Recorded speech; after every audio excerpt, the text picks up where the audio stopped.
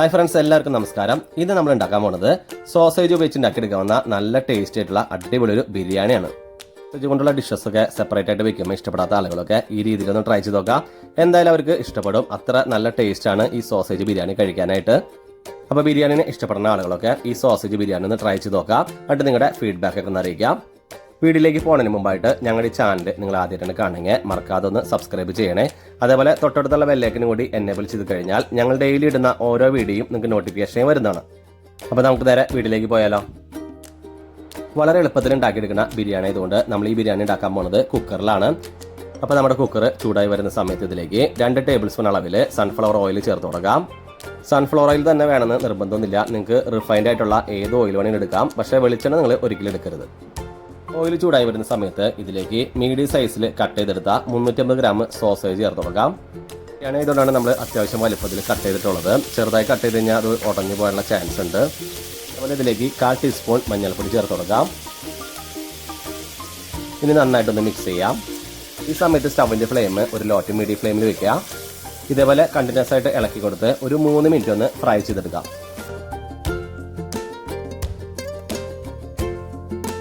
നമ്മുടെ sausage fry ചെയ്ത് തുടങ്ങിയിട്ട് ഏകദേശം 3 മിനിറ്റ് ആയിട്ടുണ്ട്. നമുക്കൊന്ന് ഇതിൽ നിന്ന് എടുത്തു മാറ്റാം. ഇതേ ഓയിലിലേക്ക് തന്നെ നമുക്ക് 2 ടേബിൾ സ്പൂൺ അളവിൽ പ്യുവർ ഗീ ആഡ് ചെയ്ത് കൊടുക്കാം.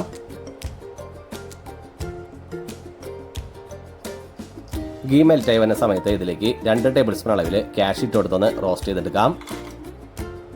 ക്യാഷ് റോസ്റ്റ് ചെയ്യുന്ന സമയത്ത് എപ്പോഴും ലോ ഫ്ലെയിമിൽ തന്നെ റോസ്റ്റ് ചെയ്യാൻ നോക്കുക, അല്ലെങ്കിൽ പെട്ടെന്ന് തന്നെ കരിയാനുള്ള ചാൻസ് ഉണ്ട്. നമ്മൾ ചേർത്ത് കൊടുത്ത ക്യാഷൊക്കെ ആവശ്യത്തിന് റോസ്റ്റായിട്ട് വന്നിട്ടുണ്ട്. ഇതിലേക്ക് നമ്മൾ 2 ടേബിൾ സ്പൂൺ അളവിൽ കിസ്മിസും കൂടി ആഡ് ചെയ്ത് കൊടുക്കാം. കണ്ടിന്യൂസ് ആയിട്ട് തന്നെ ഇളക്കി കൊടുത്തുകൊണ്ടിരിക്കാം. അപ്പോൾ നമ്മൾ ചേർത്ത് കൊടുത്ത ക്യാഷും കിസ്മിസൊക്കെ ആവശ്യത്തിന് റോസ്റ്റായി വന്നിട്ടുണ്ട്. നമുക്കൊന്ന് അത് ഇതിൽ നിന്ന് എടുത്തു മാറ്റാം. ഇതേ ഓയിലേക്ക് തന്നെ നമുക്ക് കുറച്ച് സ്പൈസസ് ഒക്കെ ആഡ് ചെയ്ത് കൊടുക്കാം. 2 കഷ്ണം കറുകപ്പട്ട, 3 ഏലക്കായ, 3 ഗ്രാമ്പു, അതേപോലെ ഒരു 1/2 ടീസ്പൂൺ അളവിൽ മുഴുവൻ കുരുമുളക്. ഇതുകൂടാതെ കട്ട് ചെയ്തെടുത്ത 2 ബേ ലീഫ്, 1/2 ടീസ്പൂൺ അളവിൽ പെരുംജീരകം. ഇതെല്ലാം ഇട്ട് നന്നായിട്ടൊന്ന് മിക്സ് ചെയ്യാം. ഈ സമയത്തും സ്റ്റവിൻ്റെ ഫ്ലെയിം ലോ ഫ്ലെയിമിൽ തന്നെ വെക്കുക. ഏകദേശം ഒരു 30 സെക്കൻഡ് ഇതേപോലെ ഇളക്കി കൊടുത്തതിന് ശേഷം ഇതിലേക്ക് 1 ടേബിൾ സ്പൂൺ അളവിൽ ഇഞ്ചിയും വെളുത്തുള്ളിയും ചതച്ച് ചേർത്ത് കൊടുക്കാം. അതേപോലെ സ്ലൈസായി നുറുക്കിയെടുത്ത 3 പച്ചമുളക് ചേർത്ത് കൊടുക്കാം. അതേപോലെ 2 സബോള നീളൻ അരിഞ്ഞതും കൂടി ചേർത്ത് കൊടുക്കാം. അതേപോലെ ഇതിലേക്ക് ആവശ്യമുള്ള ഉപ്പും കൂടി ചേർത്ത് നന്നായിട്ടൊന്ന് വഴറ്റിയെടുക്കാം. ഈ സമയത്ത് സ്റ്റവിൻ്റെ ഫ്ലെയിം ലോ ഫ്ലെയിമിൽ നിന്ന് ഒരു മീഡിയം ഫ്ലെയിമിലേക്ക് മാറ്റി വെച്ചേക്കാം.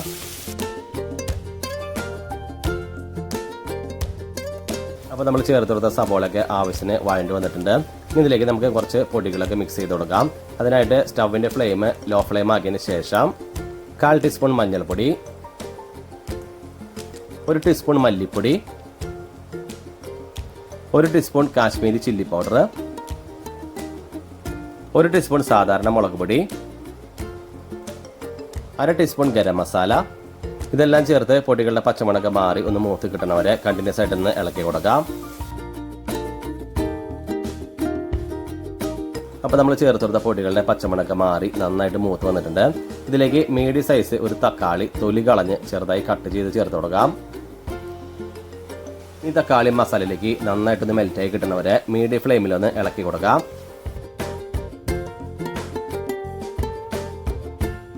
നമ്മുടെ തക്കാളിയൊക്കെ മസാലയിലേക്ക് നന്നായിട്ട് മെൽറ്റായിട്ട് നല്ല അടിപൊളി സെറ്റായിട്ട് വന്നിട്ടുണ്ട്.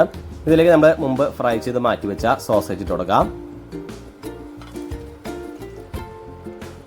നന്നായിട്ടൊന്ന് മിക്സ് ചെയ്യാം. നമുക്ക് സോസേജ് ആക്ച്വലി ഈ ഒരു പരുവത്തിലും കഴിക്കാം. നമ്മൾ ബിരിയാണി ആയിട്ട് ഉണ്ടാക്കണോണ്ടാണ് ഇതിൻ്റെ കൂടെ നമ്മൾ റൈസൊക്കെ മിക്സ് ചെയ്യാൻ പോണത്. അപ്പോൾ നമ്മുടെ സോസേജും മസാലയൊക്കെ നല്ല അടിപൊളിയായിട്ട് സെറ്റായിട്ട് വന്നിട്ടുണ്ട്. ഇതിലേക്ക് നമ്മൾ അരമണിക്കൂർ കുതിർത്തി വെച്ച 2 കപ്പ് ബസ്മതി റൈസ് ചേർത്ത് കൊടുക്കാം.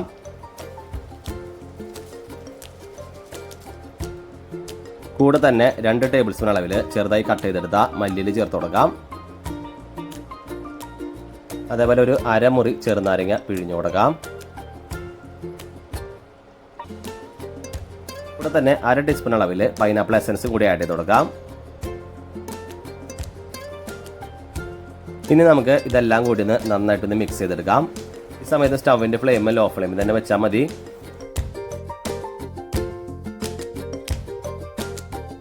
നമ്മൾ ചേർത്ത് കൊടുത്ത റൈസും അതുപോലെ സോസേജും മസാലയൊക്കെ ആയിട്ട് നന്നായിട്ട് മിക്സ് ചെയ്തെടുത്തിട്ടുണ്ട്. ഇനി ഇതിലേക്ക് നമുക്ക് വെള്ളം ചേർത്ത് കൊടുക്കാം. നമ്മളിതിലേക്ക് 2 കപ്പാണ് ബസുമതി റൈസ് ചേർത്ത് കൊടുത്തിട്ടുള്ളത്. അതുകൊണ്ടൊരു 3 കപ്പ് വെള്ളം ചേർത്ത് കൊടുക്കാം. 1 കപ്പ് ബസുമതി റൈസിന് 1.5 കപ്പ് വെള്ളം എന്നുള്ള രീതിയിലാണ് നമ്മളിവിടെ വെള്ളം ചേർത്ത് കൊടുക്കുന്നത്. നിങ്ങൾ വെള്ളം ചേർക്കുന്ന സമയത്ത് ചൂടുവെള്ളമാണ് ചേർക്കണമെന്നുണ്ടെങ്കിൽ പെട്ടെന്ന് തന്നെ വിസിലടിച്ച് കിട്ടും. അവസാനമായിട്ട് ഒന്നുകൂടി ഒന്ന് മിക്സ് ചെയ്യാം. ഈ സമയത്ത് ഒന്നുകൂടി ഒന്ന് ഇതിൻ്റെ ഉപ്പൊക്കെ നോക്കിയേക്കാം. ഈ സമയത്ത് നമ്മൾ ഉപ്പിൻ്റെ അളവ് എന്ന് പറയുന്നത് കറക്റ്റായിട്ട് ഇടരുത്. കാരണം ഒരു പൊടി മുന്തി നിൽക്കണം, എന്നാലാണ് റൈസൊക്കെ വെന്ത് വരുന്ന സമയത്ത് കറക്റ്റായിട്ട് വരുള്ളൂ. ഇനി നമുക്ക് ഇത് അടച്ചു വെച്ച് മീഡിയം ഫ്ലെയിമിൽ ഒരൊറ്റ വിസിൽ അടിച്ചെടുക്കാം. അപ്പോൾ നമ്മൾ കുക്കറിൽ ഒരു വിസിൽ അടിച്ചെടുത്തിട്ടുണ്ട്. അതുപോലെ ഇതിൻ്റെ പ്രഷറൊക്കെ പോകാനായിട്ട് കുറച്ച് നേരം വെയിറ്റ് ചെയ്തായിരുന്നു. അതിൻ്റെ ഫുള്ളായിട്ട് പ്രഷറൊക്കെ പോയിട്ടുണ്ട്. നമുക്കൊന്ന് തുറന്നു നോക്കാം. കാണാൻ തന്നെ നല്ല ഭംഗിയുണ്ട്, അതേപോലെ നല്ല സ്മെല്ലൊക്കെ വരുന്നുണ്ട്. നമുക്കൊന്ന് ഇളക്കി നോക്കാം. അപ്പോൾ നമ്മുടെ റൈസ് കണ്ടറിയാം, ഒട്ടും തന്നെ കുഴഞ്ഞിട്ടൊന്നുമില്ല. ഇനി ഇതിലേക്ക് നമ്മൾ മുമ്പ് ഫ്രൈ ചെയ്ത് മാറ്റി വെച്ച കാഷ്യും കിസ്മിസൊക്കെ ഇട്ട് കൊടുക്കാം. ഇതോടുകൂടി സോസേജ് ബിരിയാണി ഇവിടെ റെഡി ആയി കഴിഞ്ഞു. നമുക്കിനി ഇതൊരു സെർവിംഗ് ഡിഷോട്ട് പാർത്താം. അപ്പോൾ നമ്മുടെ അടിപൊളി ടേസ്റ്റ് ആയിട്ടുള്ള സോസേജ് ബിരിയാണി ഇവിടെ റെഡി ആയിട്ടുണ്ട്. എല്ലാവരും ഒന്ന് ട്രൈ ചെയ്ത് നോക്കാം. വളരെ എളുപ്പത്തിൽ തന്നെ നിങ്ങൾക്ക് ഇത് ഉണ്ടാക്കിയെടുക്കാം. അതും ഇതിന് വേണ്ട എല്ലാ സാധനങ്ങളും നമ്മൾ അടുപ്പിച്ച് കഴിഞ്ഞ് കഴിഞ്ഞാൽ വളരെ പെട്ടെന്ന് തന്നെ എന്താ പറയുക, അധികം ഒട്ടും തന്നെ സമയമൊന്നും വേണ്ട ഉണ്ടാക്കിയെടുക്കാനായിട്ട്. മാക്സിമം ഒരു 20 മിനിറ്റ് മതി. അതുപോലെ ഈ ഒരു ബിരിയാണി ഉണ്ടാക്കിയെടുത്ത സമയത്ത് ഇതിലേക്ക് പ്യുവർ ഗീ കൂടാതെ അല്പം ഓയിൽ മാത്രം നമ്മൾ ചേർത്തിട്ടുള്ളൂ. ഡാൽഡയൊന്നും ഒട്ടും തന്നെ ഉപയോഗിച്ചിട്ടില്ല. സോസേജ് ഇഷ്ടപ്പെടുന്ന ആളുകളൊക്കെ ഈ രീതിയിലൊന്ന് ബിരിയാണി ഒന്ന് ട്രൈ ചെയ്ത് നോക്കാം. എന്തായാലും നിങ്ങൾക്ക് ഇഷ്ടപ്പെടും. ട്രൈ ചെയ്തതിന് ശേഷം നിങ്ങളുടെ ഫീഡ്ബാക്കൊക്കെ ഒന്ന് അറിയിക്കുക. ഞങ്ങളുടെ ഈ വീഡിയോ ഇഷ്ടമായി ലൈക്ക് ചെയ്യുക, ഷെയർ ചെയ്യുക. ഒപ്പം ഞങ്ങളുടെ ചാനലൊന്ന് മറക്കാതെ സബ്സ്ക്രൈബ് ചെയ്യുക. ജെ റെസിപ്പിയുടെ മറ്റൊരു പുതിയ വീഡിയോയുമായി ഇനി വരുന്നത് വരെ എല്ലാവർക്കും ബൈ.